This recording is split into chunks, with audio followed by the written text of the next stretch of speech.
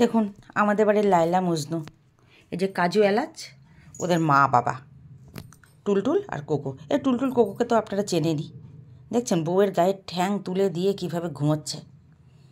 এদের প্রেম স্বর্ণাক্ষরে লেখা থাকবে ইতিহাসের পাতায়, বিড়ালের প্রেম। এরা যখন যেখানে যাচ্ছে জোড়া ধরে যাচ্ছে, কেউ কাউকে ছাড়বে না। আর কেউ কাউকে ছাড়বে না বলাটা ভুল, বেসিক্যালি এই যে আমাদের কোকো টুলটুলকে ছাড়ে না। টুলটুল যেখানে যাবে ও তো পিছে পিছে টুকটুক টুকটুক টুকটুক করে যাবে, তারও একটা কারণ আছে। আসলে টুলটুল ব্যাটা হচ্ছে একেবারে চরিত্রহীনের এক শেষ, মানে চরিত্রের চচ্চড়ি বলতে যা বোঝায়। আগে তো সারাদিন পাড়া টলাতো, এখন তো বাড়ির থেকে বেরোতে দেওয়া হয় না মানে অসুস্থ হয়ে পড়েছিল সেই কারণেই আর কি। এ পাড়া টলা তো আর ওই পাড়ার যত বৌদি আছে সব বৌদিদের একেবারে খুব ভালোবাসার দেওরে, খুব ভালোবাসার দেওর। আর শালিগুলো যেগুলো আছে, শালিগুলো তো সব আধি ঘরওয়ালি নয়, ওরা তো পুরো ঘরওয়ালি, পারলে পরে বাড়িতেও নিয়ে আসে। তারপরে যখন অসুস্থ হয়ে বাড়িতে এলো, তারপর থেকে কোকো বলেছে, এই তো বেটা তোকে আমি এবার বাগে পেয়েছি, দেখাচ্ছি তোকে মজা, তোকে আর আমি ছাড়ছি না।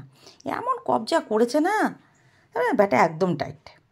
তবে হয়েছে কি জানেন তো, এই যে ওর যে দুই ছেলে কাজু এলাচ, এদের সমবয়সী যতগুলো বেড়াল এখন আমাদের ধারে কাছে দেখা যায়, সবকটাই হয় কাজু এলাচের মতো দেখতে, নাহলে টুলটুলের মতো দেখতে। তাহলে বুঝুন এবার।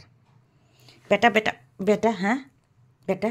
এখন এই যে বউ তাই তো আঁচলের মধ্যে পুরো বেঁধে নিয়েছে, মানে এমন বাধা বেঁধেছে ওর বোন, এই যে বেচারা পাশে টুকটুক করে বসে আছে, এর সঙ্গে ও কথা বলতে দেয় না, বিশ্বাসই করে না। বেটা দুটো খানিকটা ওরকমই হয়েছে, বাপের মতোই হয়েছে, চান্স পেলেই এদিক ওদিক টুকটুক করে ভেগে যাওয়ার ধান্দা। কিরে কোকো, ও কোকো, বরটাকে সামনে রেখেছিস? আর এখন দেখুন ওদের প্রেম দেখুন, এখন ওলি বাবালে সোনা বাচ্চা, আমার সোনা বাচ্চা।